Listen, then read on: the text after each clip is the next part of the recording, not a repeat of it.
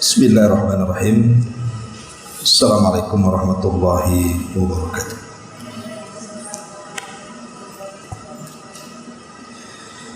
Alhamdulillah wassalatu wassalamu ala Rasulillah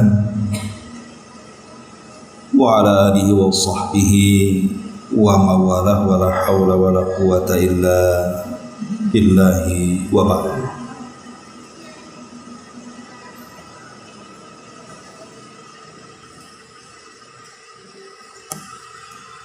Baik, kita akan lanjutkan kajian kita, masih membahas kitab Umdatul Ahkam, dan kita masuk pada hadis ke-64 dan seterusnya. Kita baca hadisnya baru kita jelaskan. An Abi Hurairah radhiyallahu anhu qala qala Rasulullah sallallahu alaihi wasallam, inna afqala salati ala al-munafiqin salatul isya'i wa salatul fajri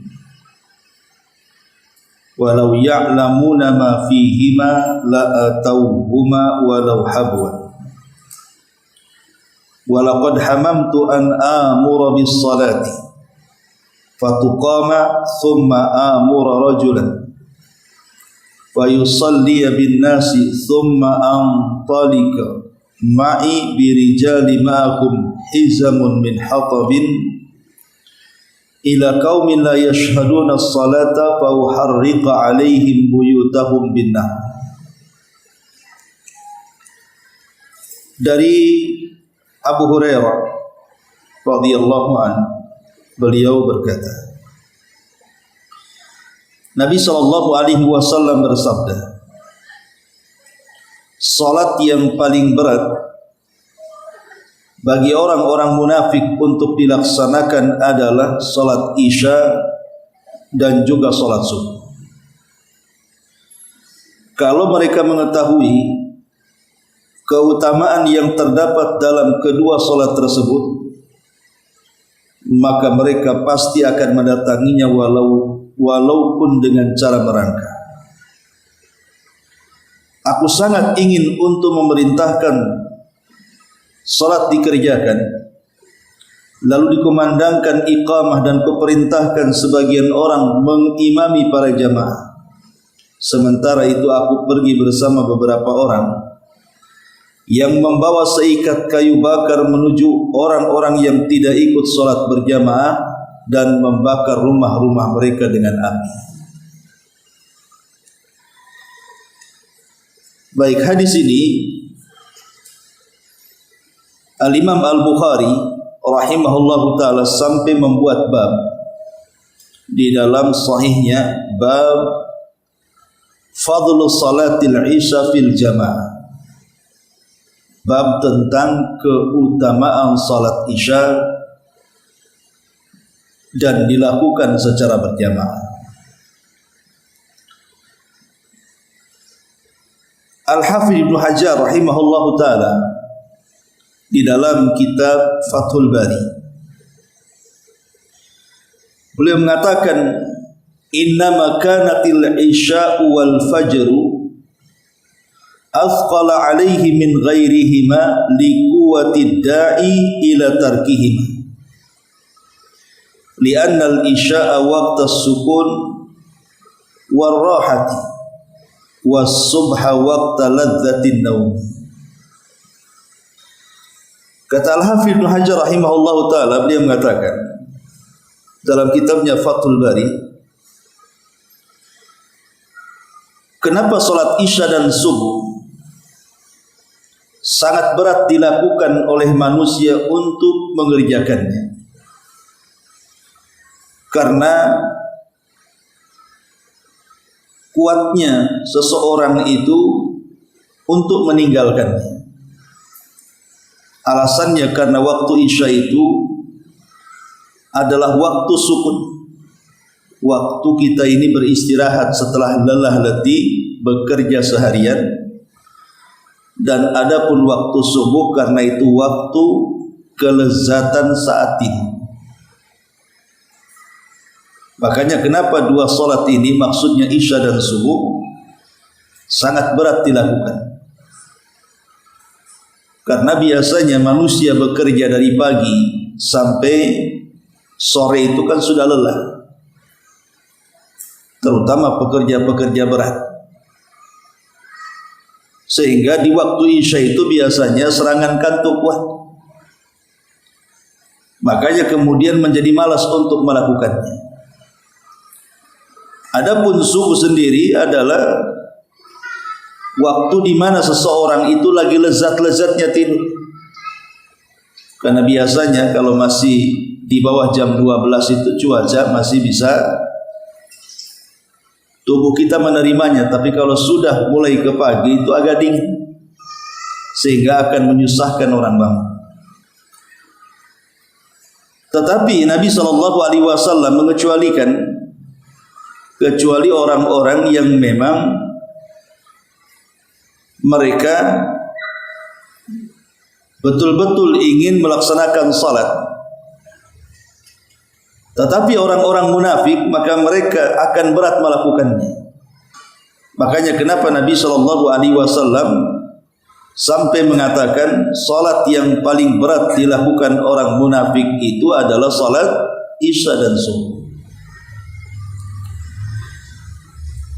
Ma'asyiral muslimat yang dimuliakan Allah Subhanahu wa taala. Baik, kita ambil faedah dari hadis ini. Yang pertama, hadis ini memiliki faedah tentang bahayanya seseorang meninggalkan salat berjamaah di masjid, tentu bagi laki-laki. Yang kedua, bahwa orang-orang munafik tidaklah mereka bermaksud dengan ibadah mereka kecuali hanya riya dan sum'ah, dan mereka tidak mungkin melaksanakan salat kecuali kalau disaksikan manusia. Kemudian yang ketiga, besarnya pahala dua salat yang disebutkan dalam hadis ini. Pertama salat Isya, dan yang kedua salat fajar yang dilakukan secara berjamaah. Makanya Nabi SAW sampai mengatakan, kalau manusia tahu di balik dua pahala salat tersebut, pasti akan datang walaupun dengan cara merangkak. Kemudian juga di antara faedahnya bahwa hadis ini tidak akan berat dilakukan siapapun kecuali orang-orang munafik. Dan yang terakhir, hadis ini menunjukkan tentang pentingnya salat berjamaah di dalam masjid dan ancaman Nabi SAW akan membakar orang-orang yang tidak salat di dalam masjid. Itu secara global faedah daripada hadis ini. Baik, kita akan rinci keterangannya. Ma'asyiral muslimat yang dimuliakan Allah Subhanahu wa taala. Di dalam hadis ini ada dua salat yang menjadi titik berat kenapa orang-orang munafik susah untuk melakukannya. Pertama, salat Isya. Kita akan bahas tentang salat Isya dulu. Salat Isya ini adalah salat yang dilakukan rubaiyah, 4 rakaat dan dikeraskan. Dan waktunya terbentang cukup lama. Berbeda dengan salat maghrib, kan waktunya sebentar. Kalau Isya itu waktunya cukup lama sampai pertengahan malam, dan dalam keadaan darurat bisa sampai subuh. Adapun sunnah daripada waktu Isya sendiri, kemarin kita sudah menjelaskan bahwa kalau seandainya seseorang luput berjamaah, tidak bisa melaksanakan sholat Isya, maka sebaiknya ambil keutamaan waktu. dan keutamaan waktu itu ada di akhir waktu. Kapan akhir waktu Isya itu? Di pertengahan malam. Itu akhir waktu salat Isya. Adapun terbentang sampai subuh itu karena waktu darurat. Seperti seseorang mungkin sedang safar, tidak sempat salat Isya di awal atau di pertengahan malam, baru sampai mungkin di penghujung malam mendekati subuh, maka dibolehkan karena memang darurat. Tapi dalam kondisi seorang itu tenang di rumah, tidak ada pekerjaan, tidak ada kesibukan, maka sebaiknya jangan dilakukan melebihi pertengahan malam. Jadi paling tidak ya pertengahan malam lah akhir daripada sholat Isya seorang mukmin bagi yang memiliki waktu luang dan tidak disibukkan dengan pekerjaan. Ma'asyiral muslimat yang dimuliakan Allah Azza wa Jalla,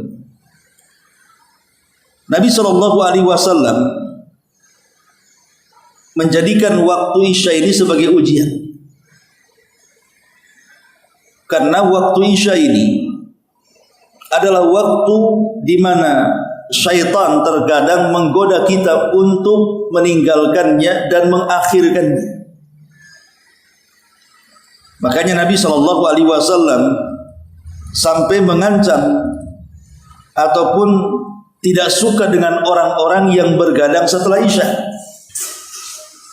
Jadi Nabi SAW sampai memakruhkan orang yang bergadang setelah Isya dan tidur setelah maghrib. Jadi tidur setelah maghrib dan setelah Isyanya bergadang, itu Nabi SAW sangat tidak suka. Makanya Nabi SAW kalau tidak ada alarm merintang, maka beliau akan sholat di awal waktu. Seburuk-buruknya Nabi SAW akan sholat Isya itu di pertengahan. Bahkan Rasul mengatakan, kalau aku tidak memberatkan kepada umatku, maka aku akan melaksanakan sholat Isya di waktu ini. Maksudnya di pertengahan malam. Ma'asyiral muslimat yang dimuliakan Allah Subhanahu wa ta'ala, saking pentingnya salat Isya ini, ada beberapa riwayat dari kalangan para sahabat dan tabi'in.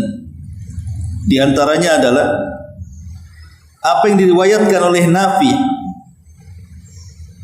Maula Ibnu Umar radhiyallahu anhuma. Dia mengatakan, anna ibna Umar radhiyallahu anhuma kana idza fatathu salatul isya fi jama'atin ahya baqiyata lailatihi. Abdullah ibn Umar radhiyallahu anhuma kalau sampai dia luput tidak melaksanakan salat Isya berjamaah di awal waktu, maka sebagai gantinya dia akan menghidupkan seluruh malamnya dengan salat malam. Abdullah ibn Umar radhiyallahu anhuma kalau dia sampai luput tidak melaksanakan salat Isya berjamaah, maka dia akan hidupkan satu malam suntuk untuk melaksanakan qiyamul lail sebagai tebusan pahala yang hilang dari salat Isya berjamaah. Kenapa demikian? Karena Nabi SAW yang mengatakan kalau orang itu tahu betapa besarnya salat Isya itu, maksudnya berjamaah, tentu mereka pasti akan datang melaksanakannya walaupun dengan cara merangkak. Menunjukkan besarnya itu pahala. Makanya Ibnu Umar radhiyallahu anhu kalau sampai hilang keutamaan ini, maka beliau ganti dengan menghidupkan malam dengan cara melaksanakan qiyamul lail. Kemudian Sa'id bin Musayyab rahimahullahu taala annahu ishtaka ainahu faqalu lahu law kharajta ya Aba Muhammadin ila al-Aqiq fa nadharta ila qudratin lawajadta lidzalika hifatan.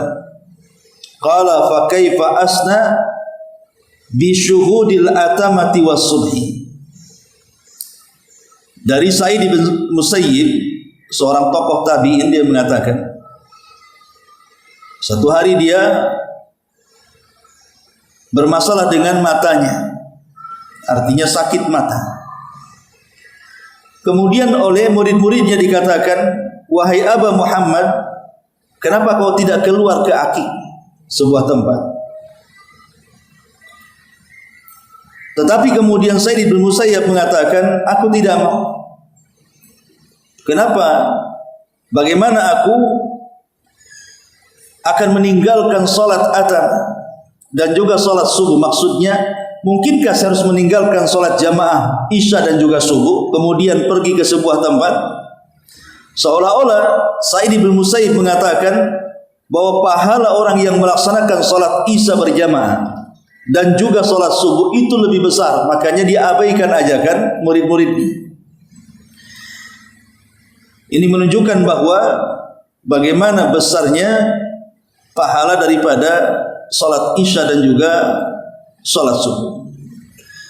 Dari dua riwayat ini, maksudnya Ibnu Umar dan juga Sa'id bin Musayyib rahimahumullahul jami' menunjukkan tentang benarnya hadis Nabi SAW tentang besarnya pahala di balik salat Isya itu. Maksudnya salat Isya yang dilakukan tepat waktu dan berjamaah. Ya, tentu bagi ibu-ibu cukup salat Isya tepat waktu saja di rumah, kalau tidak ke masjid, karena itu pahalanya sama. Jangan mengakhir-akhirkan waktu salat kalau ingin mendapatkan pahala besar di balik salat Isya ini. Adapun salat subuh, jelas salat subuh Nabi SAW di banyak hadisnya menjelaskan tentang keutamaan salat subuh. Ini tidak perlu dijelaskan lagi karena ini perkara yang sudah sering saya ulang-ulang. Bagaimana Nabi SAW mengatakan, man shalla subha fi jama'atin fahuwa fi dhimmatillah. Siapa yang salat subuh berjamaah maka dia berada pada lindungan Allah Subhanahu wa taala. Ya, bagi wanita tepat waktu subuhnya maka akan mendapatkan perlindungan Allah Subhanahu wa taala. Dan kalau digabungkan dua-duanya, maksudnya salat Isya tepat waktu dan juga subuh tepat waktu, maka Nabi SAW mengatakan, man shallal isya fi jama'atin faka'anna maqama nisfal lail, wa man shalla subha fi jama'atin faka'anna shallal laila kullah. Barang siapa yang melaksanakan salat Isya secara berjamaah, maka pahalanya sama dengan menghidupkan separuh malam. Tapi barang siapa yang melaksanakan salat subuh berjamaah, maka seolah-olah dia menghidupkan seluruh malam.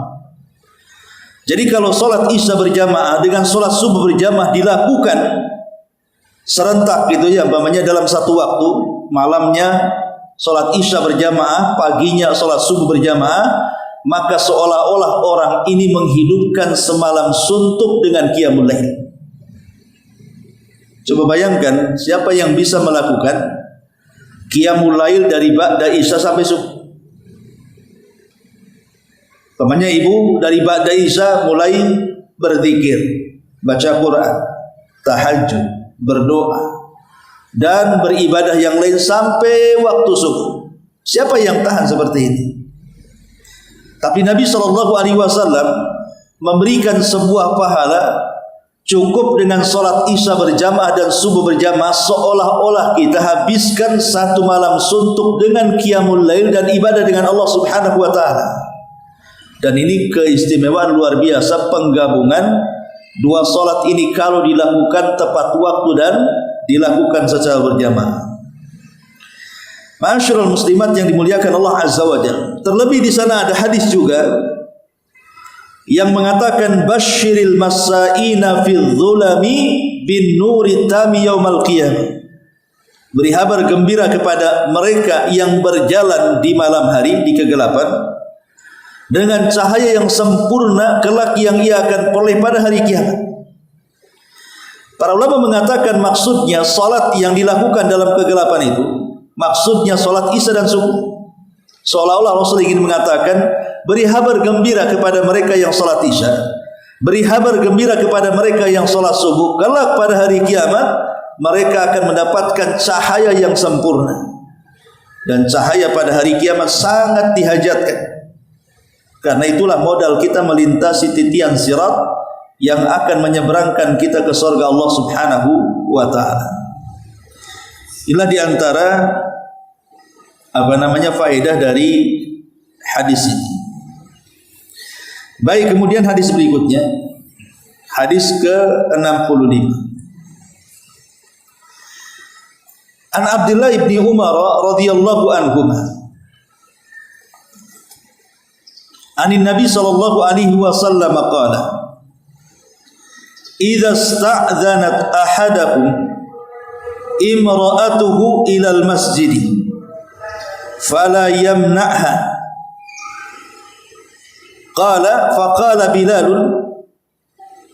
ibnu Abdullah wallahi la namna'ahunna qala fa'aqbala alaihi Abdullah fasabbahu sabban sayyi'an ma sami'tuhu mithlahu qat wa qala ukhbiruka an Rasulillah sallallahu alaihi wasallam wa taqulu wallahi la namna'uhun wa fi lafdhi li Muslim la tamna'u ima Allah masajidallah. Abdullah ibn Umar radhiyallahu anhu meriwayatkan dari Nabi sallallahu alaihi wasallam, beliau bersabda, jika salah seorang di antara kalian meminta izin istrinya untuk pergi ke masjid, maka janganlah menghalanginya. Salim bin Abdullah mengatakan bahwa Bilal bin Abdullah pernah mengatakan, demi Allah kami akan menghalangi mereka. Lalu Salim sebagai perawi mengatakan bahwa Abdullah bin Umar lantas mendatangi Bilal dan mencercanya. Kemudian Salim sebagai perawi mengatakan, aku belum pernah melihat cercaan seperti itu. Abdullah bin Umar pun lantas mengatakan, aku telah menyampaikan kepadamu hadis dari Nabi SAW, akan tetapi engkau justru berani mengatakan, demi Allah kami akan menghalangi mereka. Dalam lafaz Muslim dikatakan, janganlah kalian menghalangi wanita-wanita hamba-hamba Allah dari masjid-masjid Allah Subhanahu wa taala. Ma'asyiral muslimat yang dimuliakan Allah Subhanahu wa taala. Jadi ceritanya begini. Abdullah ibn Umar radhiyallahu anhu itu kan memiliki banyak keturunan. Salah satu putranya adalah Bilal bin Abdullah ibni Umar. Jadi karena kecintaannya Abdullah ibn Umar kepada sahabat Bilal ibn Rabah, jadi ketika dia punya anak dikasih nama Bilal bin Abdullah ibni Umar, salah satu putranya. Lah, karena lama tidak pernah menemui putranya Abdullah ibn Umar ini, jadi dia ingin berkunjung. Apalagi putranya sudah berumah tangga dan sudah punya anak perempuan. Jadi Abdullah ibn Umar sebagai ayah, dia berkunjung ke rumah anaknya Bilal bin Abdullah ibn Umar ini. Ya, namanya ayah wajar mengunjungi putranya, apalagi sudah berumah tangga. Ketika dalam kunjungannya ini, istrinya Bilal ini, putra Abdullah ibn Umar ini, mengadu kepada Ibnu Umar. Mengadu kepada Ibnu Umar dan mengatakan, sesungguhnya putramu Bilal itu mencegah kami tidak boleh sholat ke masjid. Dan Abdullah atau Bilal bin Abdullah bin Umar ini memang dikenal seorang yang sangat pencemburu. Jadi dia tidak mau istrinya atau anak perempuannya datang ke masjid. Makanya istrinya mengadu kepada Ibnu Umar sebagai mertuanya dan mengatakan, sungguhnya putramu Bilal itu mencegah kami tidak boleh masuk ke masjid, kalau sholat di rumah saja. Padahal kami juga ingin menyaksikan kebaikan di masjid Nabi SAW. Akhirnya kemudian Ibnu Umar pun mendatangi putranya Bilal. Kemudian di sini terjadi dialog. Jadi Ibnu Umar mengatakan kepada putranya Bilal, wahai Bilal, kenapa kau cegah putrimu dan juga istrimu untuk datang ke masjid? Bukankah Nabi SAW mengatakan, la tamna'u ima Allah masajidallah, jangan kau larang wanita-wanita kalian untuk berangkat ke masjid, biarkan mereka pergi. Tiba-tiba Bilal melawan ayahnya dan mengatakan, wallahi, sambil bersumpah dia mengatakan, demi Allah, la namna'uhunna, saya akan mencegah mereka. Mereka saya tidak izinkan untuk berangkat ke masjid, baik istri saya atau putri saya.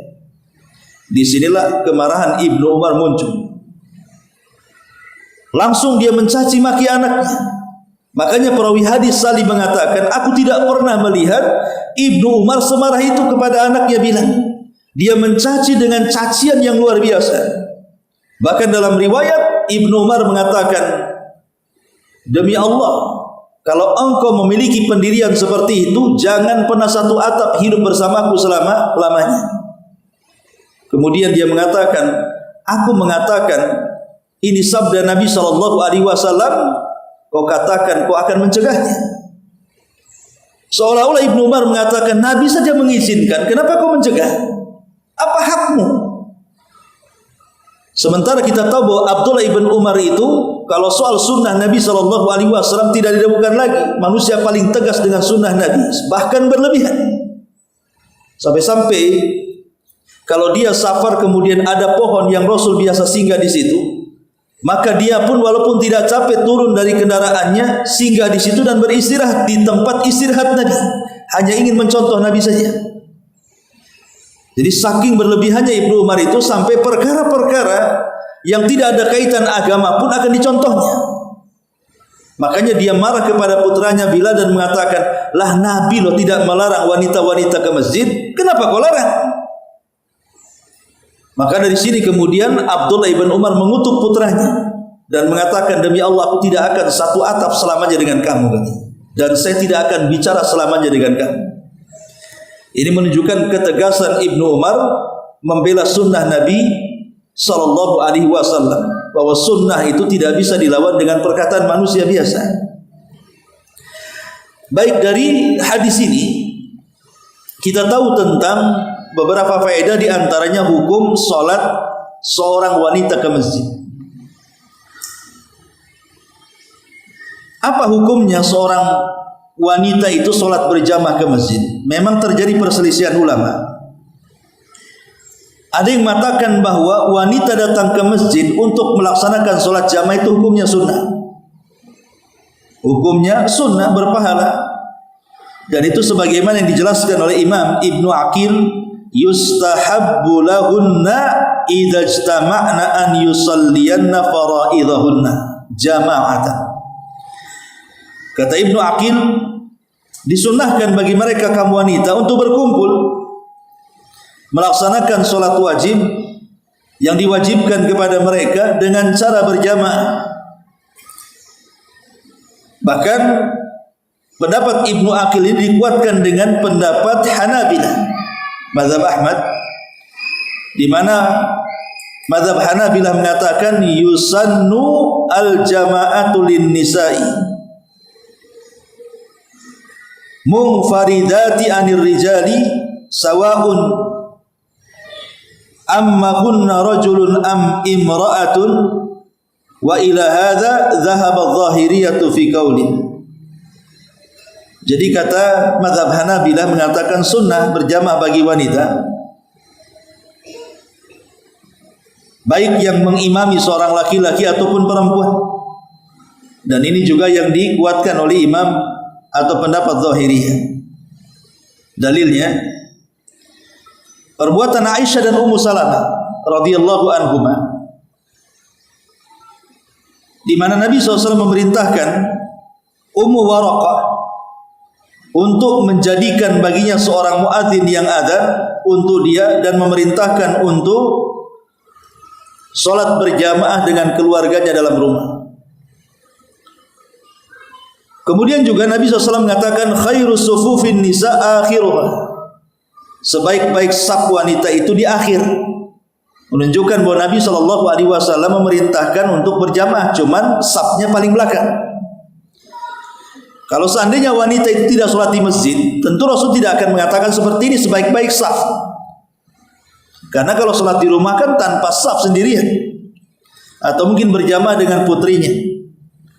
Dari sini menunjukkan bahwa solat wanita ke masjid berjamaah itu hukumnya sunnah. Tapi ada yang mengatakan hukumnya tidak sunnah. Dan ini sebagian mazhab Zahiriyah mengatakan bahwa salat wanita di masjid itu tidak sunnah. Bahkan Hanafiyah mengatakan makruh hukumnya. Tetapi sekali lagi bahwa hukum asalnya seorang wanita datang ke masjid adalah boleh. Karena berdasarkan hadis Nabi SAW, jangan kau larang wanita-wanita kalian untuk berangkat ke masjid. Menunjukkan apa? Bolehnya seorang wanita sholat di masjid. Itu hukum asalnya. Tidak ada masalah ibu datang ke masjid, sholat di masjid. Apalagi kalau di masjid itu ada kebaikan. Seperti ada pengajian, ada tausiah yang tidak ibu dapati di rumah. Maka itu lebih baik lagi. Tetapi walaupun demikian, para ulama mengatakan ada adabnya. Adab wanita datang ke masjid. Lalu apa saja adab wanita datang ke masjid? Yang pertama, disarankan untuk dilakukan secara ikhlas karena Allah Subhanahu wa taala. Karena itulah di antara syarat diterimanya amal. Datang ke masjid karena ikhlas, karena Allah Subhanahu wa taala dan mencontoh Nabi sallallahu alaihi wasallam. Yang kedua, al-istizan. Fala budda lil mar'ati an tasta'dzina min zawjiha. Harus minta izin. Seorang wanita yang memiliki suami, maka dia izin kepada suami, atau mungkin dia belum bersuami, maka minta izin kepada walinya. Jadi tetap dia harus minta izin kepada wali atau kepada suaminya untuk berangkat ke masjid. Berdasarkan sabda Nabi SAW dari Ibnu Umar radhiyallahu anhuma, Rasul mengatakan la tamna'un nisaa wudhu'ahunna minal masajid idza sta'dzannakum. Jangan kalian cegah wanita-wanita kalian masuk ke masjid kalau mereka sudah meminta izin kepada kalian. Berarti syarat yang kedua bolehnya wanita ke masjid adalah minta izin kepada suami atau kepada walinya yang belum punya suami. Yang kedua, yang ketiga, tidak boleh keluar illa mustatiratan, kecuali dalam kondisi tertutup. Karena di zaman sekarang aneh kan Bu ya, kadang-kadang dari rumah ke masjid itu mukena bukan dipasang dari rumah untuk berangkat ke masjid, tapi ditenteng. Ada tas sendiri mukenanya kan. Kadang-kadang wanitanya pakai lepis, pakai apa, pakai jin dan macam-macam kan. Nanti kalau sampai di masjid baru dipakai. Selesai sholat dibungkus lagi, balik lagi. Kemudian pakaiannya seperti itu. Jadi betul-betul kalau ingin datang ke masjid ya dalam posisi tertutup sejak dari rumah dan kembali ke rumah. Karena bagaimanapun seorang wanita harus tertutup dari aurat. Kemudian yang keempat, tidak boleh keluar dalam posisi menggunakan wewangian. Nabi SAW mengatakan ayyuma imra'atin tatayyabat thumma kharajat ilal masjid lam tuqbal laha salatun hatta taghtasila. Siapapun wanitanya yang menggunakan minyak wangi, parfum dan harum-haruman, kemudian keluar ke masjid, tidak akan diterima salatnya sampai dia mandi. Sampai dia mandi, tidak akan diterima salatnya sampai dia mandi, kata Rasul. Maksudnya mandi di sini apa? Iqtisaluha minal janabah. Dalam riwayat Ahmad yang dimaksud mandi di sini mandi seperti mandi junub. Lihat bagaimana Nabi SAW sangat mengancam wanita yang menggunakan parfum, menggunakan minyak wangi, datang ke masjid untuk sholat berjamaah, tidak akan diterima sholatnya sampai dia mandi. Dalam riwayat Imam Ahmad seperti mandi junub. Ini yang keempat. Kemudian yang kelima, tajannubu akli thawmi wal basar. Jauhi makan makanan yang mengeluarkan aroma bau. Seperti bau mentah gitu ya. Kalau mungkin pete atau apalah ya, yang kalau seandainya ibu menguap maka akan mengeluarkan aroma tak sedap. Dan ini bukan hanya sekedar dari mulut saja, ini kan bagian daripada permisalan. Artinya semua anggota badan ya kalau datang ke masjid jangan mengganggu dengan bau-baunya, dengan bau badannya, dengan bau ketiaknya, dengan bau mulutnya. Karena bagaimanapun Nabi SAW mengatakan, fa innal malaikata tata'adza mimma yata'adza minhu banu Adam. Malaikat akan tersakiti sebagaimana anak Adam tersakiti dengan bau saudaranya. Makanya kalau ibu datang ke masjid dipastikan tidak membawa bau yang tidak sedap sehingga mengganggu orang sebelahnya. Di lain sisi walaupun demikian tidak boleh berwangi-wangi. Jadi Islam itu tengah-tengah, tidak membawa bau dan tidak membawa wewangian yang sangat menggoda. Artinya tetap dalam kondisi tengah-tengah. Ini yang ke-5. Yang ke-6, Allah takhruj illa ma'adhi mahram. Kalau memungkinkan, mungkin masjidnya jauh, maka jangan keluar kecuali membawa mahram. Kalau masjidnya jauh, apalagi masjidnya masafah safar gitu ya, yang memang jaraknya sudah jarak safar, maka sebaiknya membawa mahram. Tapi kalau seandainya masjidnya tidak jauh dan tidak jarak safar, maka tidak mengapa seseorang tidak menggunakan mahram. Kemudian juga syarat berikutnya yang ke-7, aman dalam perjalanan ke masjid. Jadi ketika dari rumah ke masjid itu aman, tidak diganggu preman, tidak diganggu laki-laki, tidak diganggu orang-orang gitu ya. Memang betul-betul aman perjalanannya, maka tidak ada masalah. Kemudian yang nomor 8, ghaddul basar, harus menundukkan pandangan. Kemudian yang nomor 9 di antara syaratnya adalah adamul ikhtilati birrijali asna dukhul wal khuruj. Tidak boleh seseorang melakukan ikhtilat, campur baur antar laki-laki dan perempuan, baik ketika masuk ataupun ketika keluar. Baik ketika masuk ataupun ketika keluar. Ini di antara syarat yang ke-9. Kemudian syarat yang ke-10 juga, tidak boleh membawa perhiasan yang mengeluarkan bunyi. Seperti kalau zaman jahiliyah itu kan ada perhiasan kaki namanya. Jadi ada kalung dilakukan di kaki, kemudian di situ ada suara-suara yang keluar dari perhiasan. Karena bagaimanapun itu bisa membuat fitnah.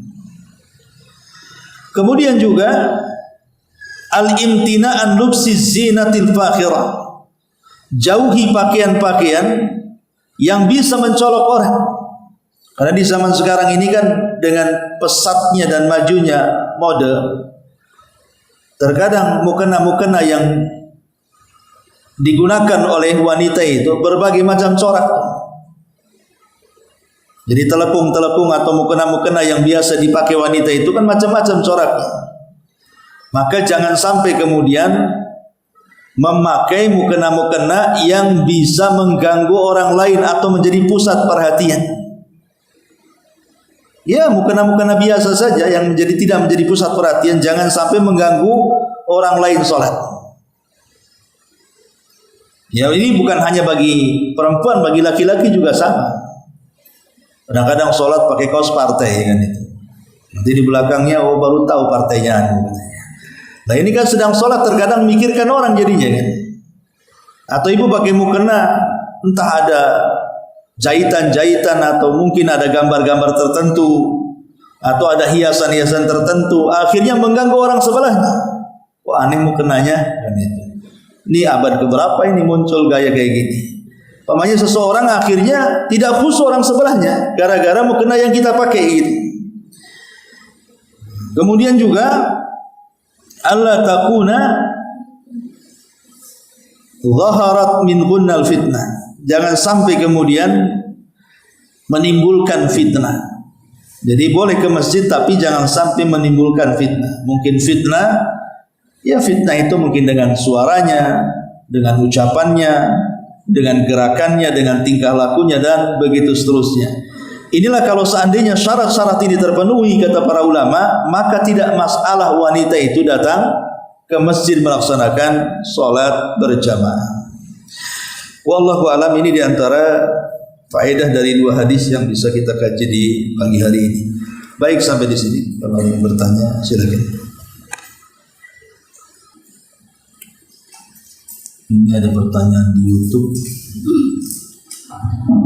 Apa benar ada orang yang meninggal itu tidak ke alam barzah, tapi ke alam iblis atau alam apa namanya? Apa benar itu, Ustaz? Orang meninggal ya jelas ke alam barzah. Adapun alam iblis, alam setan, alam itu, maka itu tidak ada keyakinan itu dalam Islam. Setiap orang yang mati pasti akan melewati alam barzah atau dikenal dengan alam kubur. Semuanya, baik mukmin ataupun kafir. Baik mukmin ataupun kafir, baik manusia ataupun jin, maka semua akan melewati alam barzah dan alam kubur. Dan semuanya akan mendapatkan fitnah kubur, adab kubur, nikmat kubur, ataupun himpitan kubur. Itu tidak lepas daripada semua manusia. Baik mukmin ataupun kafir harus melintasi alam barzah. Wallahu a'lam. Iya. Berkaitan dengan wanita yang memakai uangnya untuk sholat masjid itu sampai tidak beriman ya, sholat wanita tersebut. Ini apakah uangnya secara mutlak, Ustaz? Terkadang kita memakai hand body yang memang keluar aroma, terus juga mungkin wangi pakaian, atau terkadang ada juga di antara kita itu memakai wangian yang baunya itu hanya tercium ketika kita berdekatan. Ya, wallahu alam. Mungkin yang dimaksud tentang masalah itu adalah wewangian yang bisa menyebar ke mana-mana. Karena kan kalau kita lihat riwayat-riwayat tentang wanita-wanita yang diancam tentang menggunakan wangian, bahkan dikatakan wanita pezina, itu apabila dengan wewangiannya membuat fitnah kalangan laki-laki yang melintas atau dilintasinya. Menunjukkan bahwa wewangian itu kan tercium kemana-mana. Seperti laki-laki, kalau laki-laki kan sunnah hukumnya pakai parfum gitu kan. Kan kadang-kadang jarak beberapa meter sudah kecium baunya. Jadi kalau umpamanya wewangian yang tabiat seperti sabun, sampo, saya kira tidak masuk gitu ya, karena itu kan untuk kebersihan diri sendiri. Maksudnya kebersihan dan wangi badan, ataupun mungkin pewangi pakaian, saya kira tidak masuk.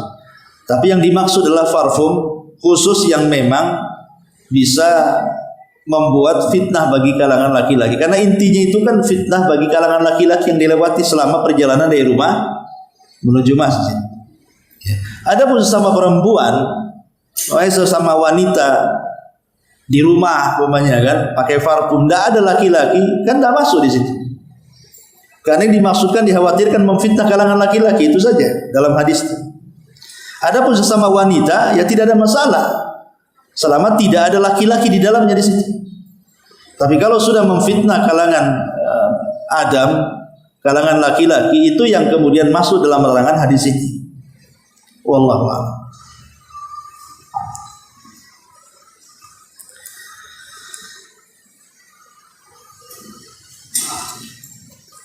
Baik, sampai di sini kita subhanallah hamdika asyhadu an la ilaha illa anta astaghfiruka wa atubu ilaik. Allahu ta'ala alam. Assalamualaikum.